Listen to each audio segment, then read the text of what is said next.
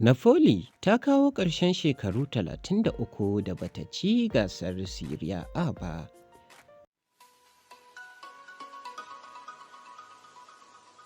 Idan wannan ne zuwanku da farko, ku daure ku danna mana subscribe tare da alamar ƙararrawa domin samun shirye-shiryenmu.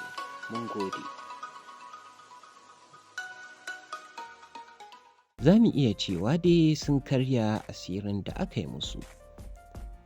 Kuna tare da Abba Effects a cikin wannan channel tamu mai suna Abba Effects Sports TV. Idan wannan ne zuwanku na farko, ku daure ku danna mana subscribe tare da alamar ƙararrawa domin ci gaba da kasancewa da shirye-shiryenmu. A karon farko cikin sama da shekaru 33, Napoli ta lashe gasar Serie A. Napoli ta samu wannan nasarar ne bayan kunnen doki da ta yi da ƙungiyar Udinese a filin wasa na Dacia Arena, kuma daga nan ƙungiyar ta fara murnar nasarar tata.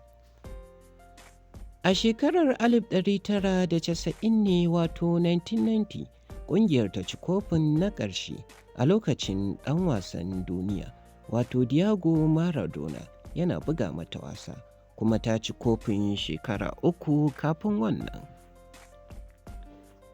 Victor Osimhen shi ne ya farke ƙwallon da aka ci Napoli. Ya ci ƙwallon ne a minti na 52 bayan Sandy Lobrick ya ci wa Udinese ƙwallonta da ka. Da mamaki ɗaya Napoli ke nema ta ci gasar Serie A karo na 3 a tarihi, yayin da ya rage wasanni 5 a kammala gasar. Ganin yadda magoya bayan ƙungiyar ke murna ya ishe ka fahimtar irin farin cikin da suke ciki, in ji kocin ƙungiyar Luciano Spalletti.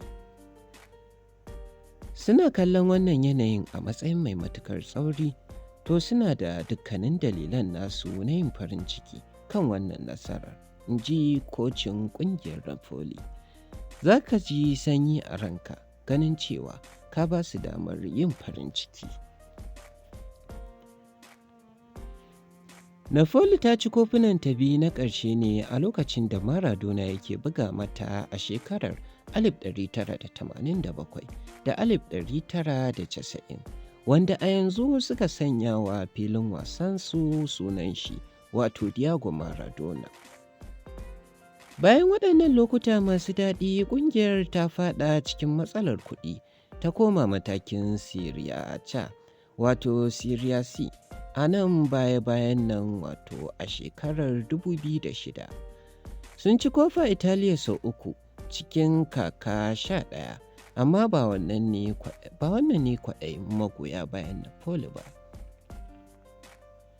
Yanzu sun samu wani sabon tauraro, wato Victor Osimhen, ɗan wasan Najeriya, ya ci ƙwallo 21 cikin wasa 26 ta kakar bana.